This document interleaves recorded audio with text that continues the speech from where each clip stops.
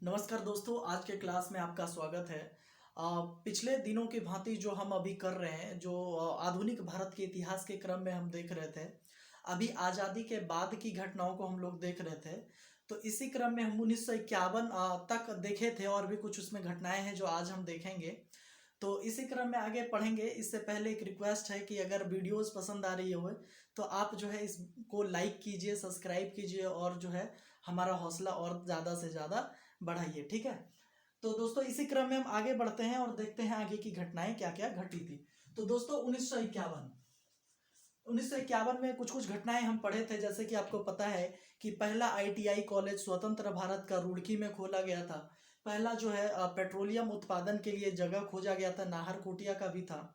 इसमें जो है और भी चीजें हम लोग देखे थे। इसी क्रम में हम 1951 में एक चीज और आज देखते हैं, जो था प्रथम जनगणना। ठीक है दोस्तों, प्रथम जनगणना 1951 में किया गया था। जनगणना से संबंधित जो कुछ प्रश्न बनते हैं उसको हम लोग देख लेते हैं। दोस्तों याद रखिएगा, जनगणना जो है ये संघ सूची का विषय है। ठीक है, संघ सूची का विषय है। और ये जो है आर्टिकल 246, ठीक है, आर्टिकल 246 में जनगणना की चर्चा की गई है। और ये जो है जनगणना, याद रखिएगा, ये स्वतंत्र भारत का तो प्रथम जनगणना है। लेकिन भारत में जो है जनगणना की शुरुआत आपको पता होगा 1872 में लॉर्ड मेयो, ठीक है, लॉर्ड मेयो के कार्यकाल में 1872 में पहली बार जनगणना कराई गई थी। लेकिन यह अव्यवस्थित जनगणना थी। ठीक है दोस्तों, लेकिन इसके 10 साल बाद व्यवस्थित जनगणना जो है कराने का श्रेय 1881-82 में जो है लॉर्ड रिपन को दिया जाता है। और लॉर्ड रिपन ने जो है पहली बार व्यवस्थित जनगणना कराने का निर्णय लिया और 10 वर्षीय जनगणना की शुरुआत की गई थी। जनगणना से जुड़ी हुई कुछ पॉइंट और याद रखेंगे। जनगणना कराने वाला विश्व का पहला देश स्वीडन था। ठीक है दोस्तों, स्वीडन 1749 में पहली बार जो है स्वीडन ने जो है जनगणना कराई थी। और 10 वर्षीय जनगणना कराने वाला पहला देश यूएसए था। ठीक है दोस्तों, इसी क्रम में हम आगे देखते हैं कि ये जो जनगणना है ये तो क्रम से स्टार्ट हुआ था 1972 में। लेकिन 81 से जो है प्रत्येक 10 साल के बाद ये जनगणना कराई जाती है। अभी तक के इतिहास में दोस्तों 15वीं जनगणना जो है हो चुकी है, जो कि हम सिस्टमेटिक ढंग से पहली बार से हम जो अगर आंकड़ा देखें तो ये 15वीं जनगणना थी। लेकिन स्वतंत्रता के बाद जो 2011 का आंकड़ा है, यही इसी की बात कर रहे हैं 2011 के आंकड़ा का, तो ये 15वीं थी। और इसके बाद आजादी के बाद का देखें तो ये 7वीं जनगणना थी। ठीक है दोस्तों, 7वीं जनगणना 2011 की थी, जो है प्रथम जनगणना के अनुसार, आजाद भारत के प्रथम जनगणना के अनुसार। ठीक है, इसमें और जो चीजें हैं हम लोग देख सकते हैं। 2011 की जनगणना को जो कराने वाले थे एक आयुक्त होते हैं। इसमें वो जो जनगणना आयुक्त थे उनका नाम था सी चंद्रमौली। ठीक है, सी चंद्रमौली, सी चंद्रमौली, याद रखिएगा। सी चंद्रमौली जो है जनगणना आयुक्त थे 2011 के। 2000 जनगणना का जो 2011 है उसका थीम था हमारी जनगणना हमारा भविष्य। ठीक है, हमारी जनगणना हमारा भविष्य जो है वो 2011 की जनगणना का थीम था। और भी जनगणना से कुछ चीजें आप याद रख सकते हैं। ये जो जनगणना 1921 का है इसको हम लोग महान विभाजन वर्ष भी कहते हैं। ठीक है, महान विभाजन वर्ष भी इस जनगणना को हम लोग कहते हैं, 1921 की जनगणना को। और भी चीजें दोस्तों देख सकते हैं हम लोग जनगणना से संबंधित। ये तो बता दिए, आर्टिकल 246 है, याद रखिएगा। लॉर्ड मेयो है, रिपन के द्वारा ये कराया गया था। ठीक है दोस्तों, ये तो जनगणना से संबंधित है जो कि 1951 में प्रारंभ हुआ था। अब दोस्तों हम लोग अगली घटनाएं के बारे में देखते हैं कि क्या घटनाएं घटी थी 1951 में। 1951 की और जो घटनाएं हैं उसको हम लोग देखते हैं। उसके बाद दोस्तों क्या होता है, 1951 में ही आपको पता होगा कि 1951 में ही पहली बार जो है 1951 में पहली बार एशियाई खेल का आयोजन किया गया था। ठीक है, प्रथम बार जो है एशियाई खेल का आयोजन किया गया था। इसका जनक जो है, भारत में इसको शुरू कराने का श्रेय सी डी सोडी, ठीक है, याद रखिएगा सी डी सोडी को जाता है, ठीक है। सी डी सोडी को भारत में एशियाई खेल शुरू कराने का श्रेय दिया जाता है और ये पहली बार 1951 में खेला गया था, ठीक है दोस्तों। इसको एशियाड के नाम से भी जाना जाता है और एशिया का सबसे महत्वपूर्ण खेलों में से एक है एशियाई खेल। इसका जो जनक है, इसके जनक के रूप में जे.एल. नेहरू, ठीक है, जे.एल. नेहरू को जानते हैं। जे.एल. नेहरू को एशियाई खेलों का जनक कहा जाता है और इन्होंने ही एक थीम दिया इसके लिए, उसका थीम था सदा आगे, याद रखिएगा सदा आगे, ठीक है, सदा आगे इसका एक थीम दिया इन्होंने, इसका एक आदर्श वाक्य दिया जिसका ये है सदा आगे, ठीक है दोस्तों। इसके बाद याद रखिएगा पहली बार ये जो एशियाई खेल खेला गया था, ये खेला गया था दिल्ली में, ठीक है, दिल्ली में खेला गया था और दिल्ली में भी नेशनल स्टेडियम में ये खेला गया था। और अभी दोस्तों आप याद रखिएगा ये जो नेशनल स्टेडियम है इसका नाम अभी बदल के ध्यानचंद स्टेडियम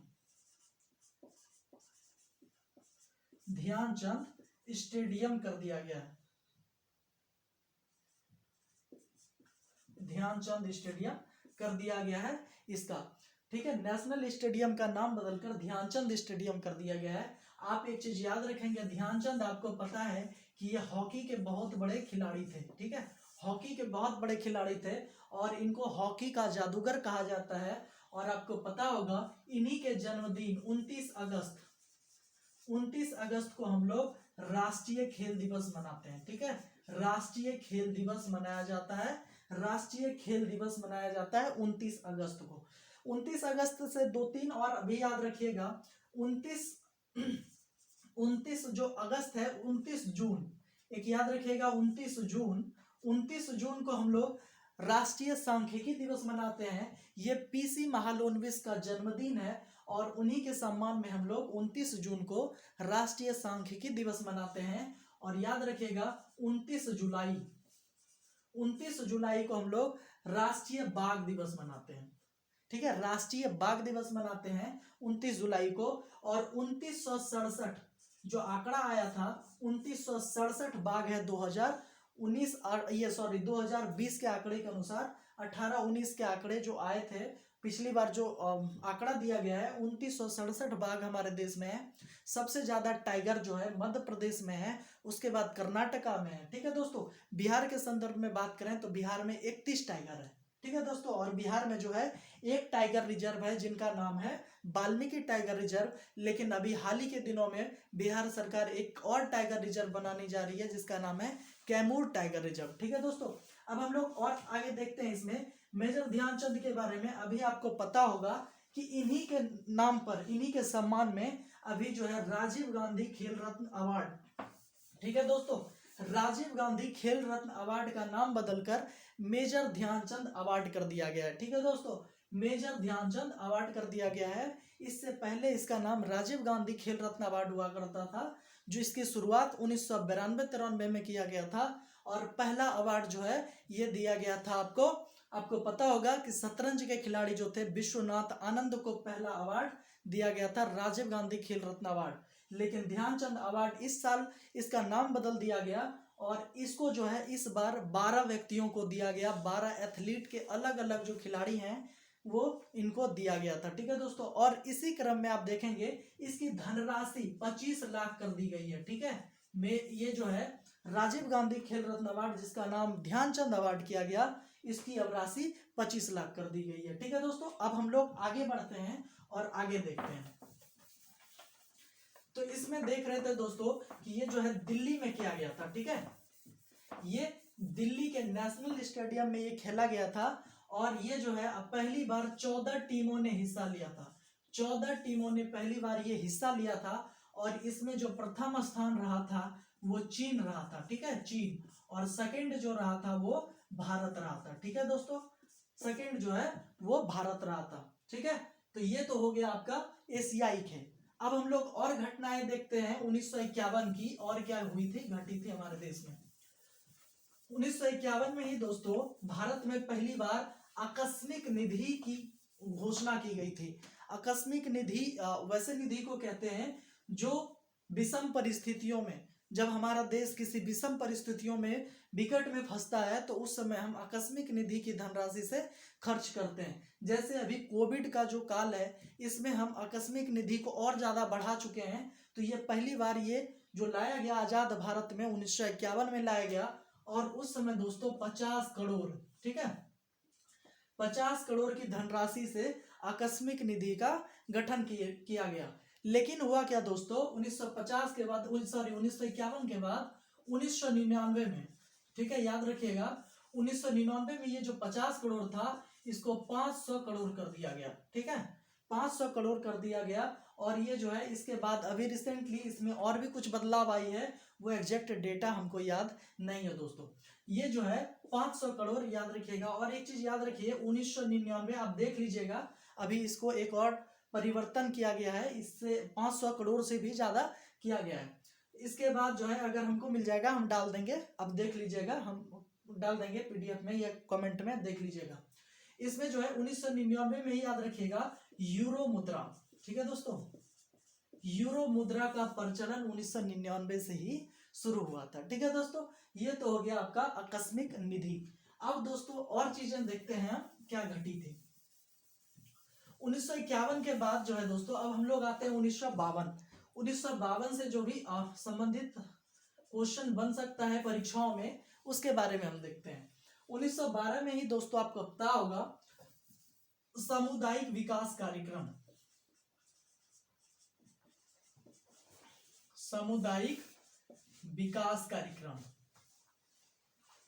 विकास कार्यक्रम, ठीक है, सामुदायिक विकास कार्यक्रम को जो है ये लाया गया था, ठीक है, सामुदायिक विकास कार्यक्रम।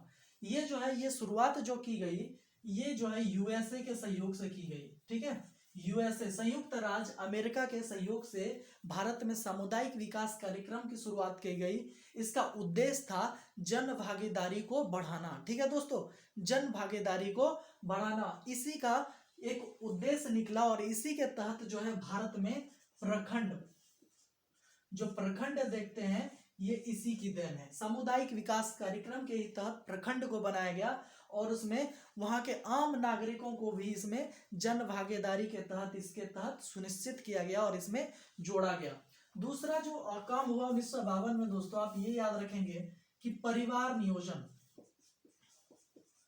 परिवार नियोजन, ठीक है, परिवार नियोजन की शुरुआत की गई।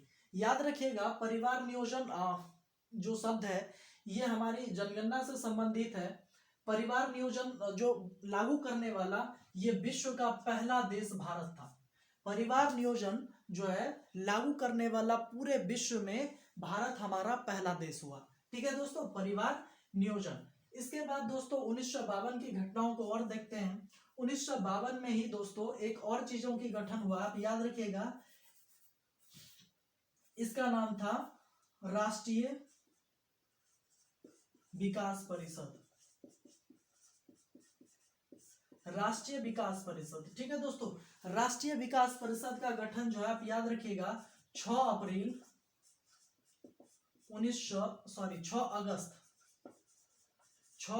1952 को किया गया, ठीक है, 6 अगस्त 1952 को राष्ट्रीय विकास परिषद का गठन किया गया। और इसको जो है एक और नाम से जाना जाता है जिसका नाम है सुपर कैबिनेट, ठीक है, super cabinet, super cabinet, super cabinet, super cabinet के भी नाम से जाना जाता है। और सुपर कैबिनेट की संज्ञा देने वाले व्यक्ति का नाम भी परीक्षाओं में पूछा जाता है, उसका नाम था के सांथानाम। के सांथानाम ने ही राष्ट्रीय विकास परिषद को जो है सुपर कैबिनेट की संज्ञा दी और इसकी स्थापना 6 अगस्त 1952 को हुआ।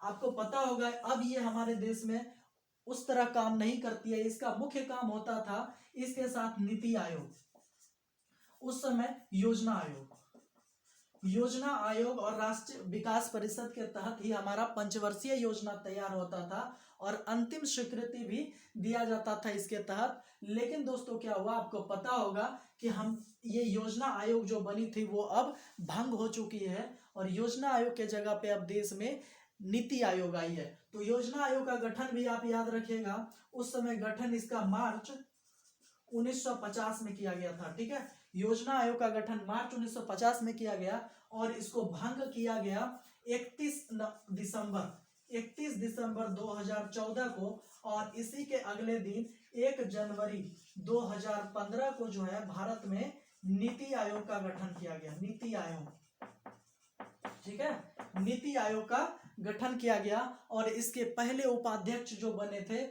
वो बने थे अरविंद पनगड़िया, और इसके पहले जो सीईओ बने थे वो श्री सिद्धू खुल्लर बने थे, और पहले जो अध्यक्ष बने थे वो नरेंद्र मोदी बने थे। ठीक है दोस्तों, ठीक है, इतना चीजें आप याद रखेंगे। अब इसके बाद दोस्तों और एक चीज हम देखते हैं 1952 से जुड़ी हुई घटनाएं।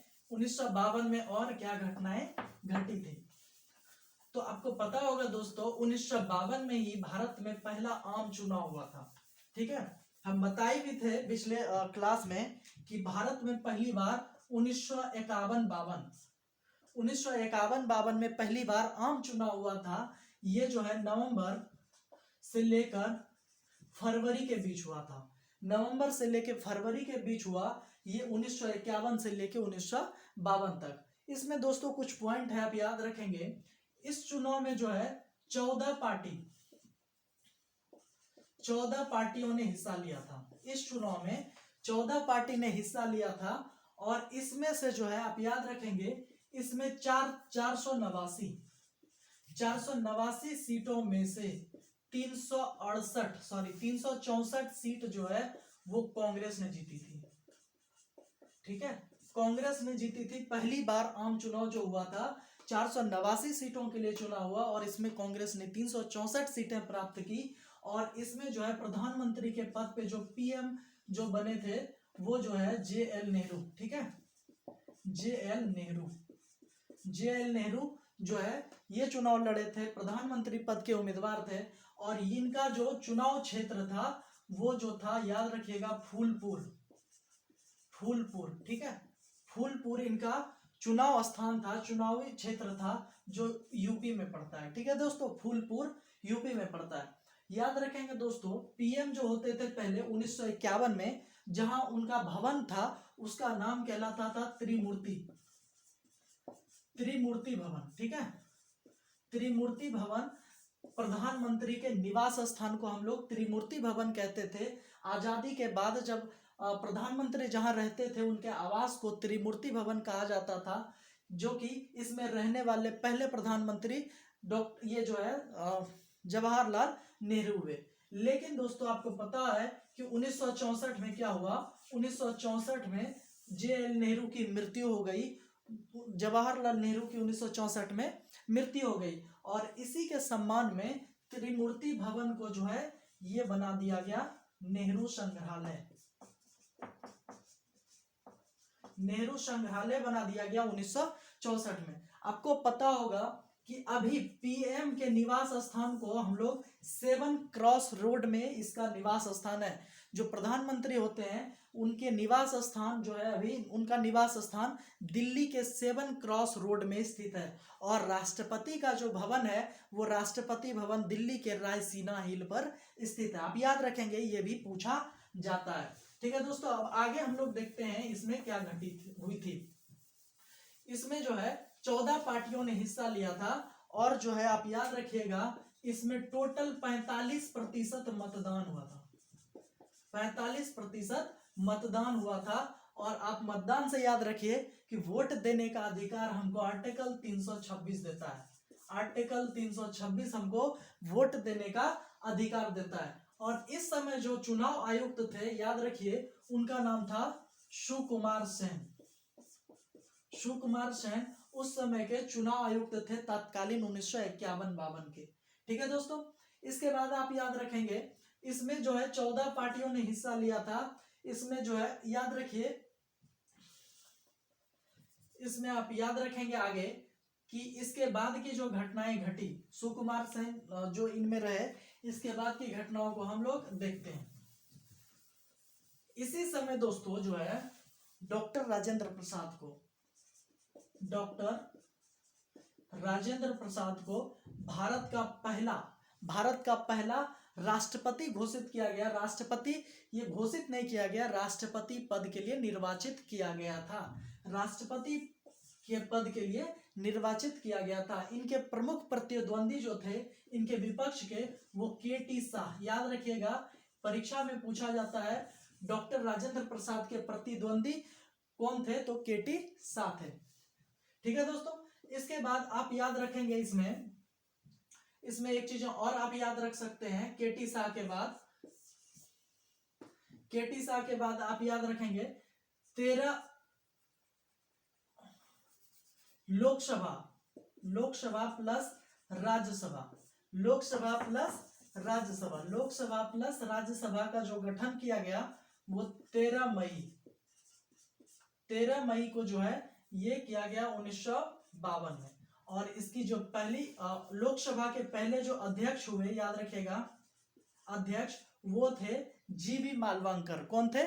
जी.बी. मालवंकर थे इसके पहले अध्यक्ष। और राज्यसभा के पहले सभापति जो थे वो थे डॉक्टर सर्वपल्ली राधाकृष्णन। आपको पता होगा कि राज्यसभा के जो सभापति होते हैं वो हमारे देश के उपराष्ट्रपति होते हैं। तो उसी क्रम में हमारे देश के पहले उपराष्ट्रपति डॉक्टर सर्वपल्ली राधाकृष्णन थे और यही जो है सभापति हुए थे राज्यसभा के पहले।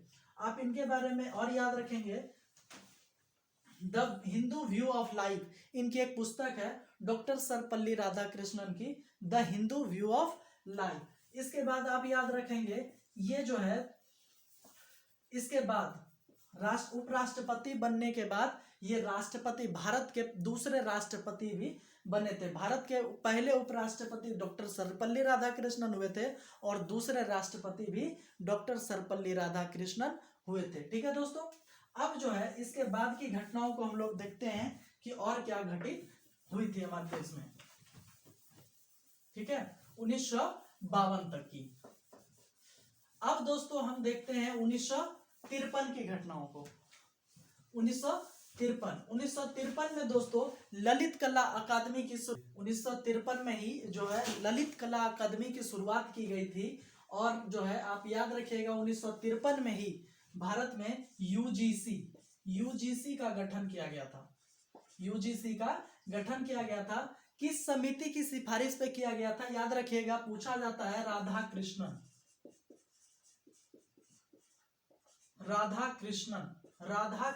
आयोग।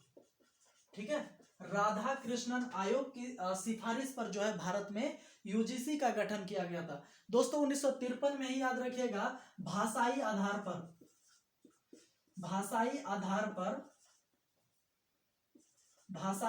पर गठित होने वाला पहला राज्य जो है आंध्र प्रदेश था। ठीक है, आंध्र प्रदेश, याद रखिएगा भाषाई आधार पर गठित होने वाला पहला राज्य जो है वो आंध्र प्रदेश था। ठीक है, आंध्र प्रदेश भाषाई आधार पर पहला जो राज्य था वो जो है गठित होने वाला आंध्र प्रदेश था। तो दोस्तों जो है आप आगे की जो है क्लास वो हम लोग कल करेंगे।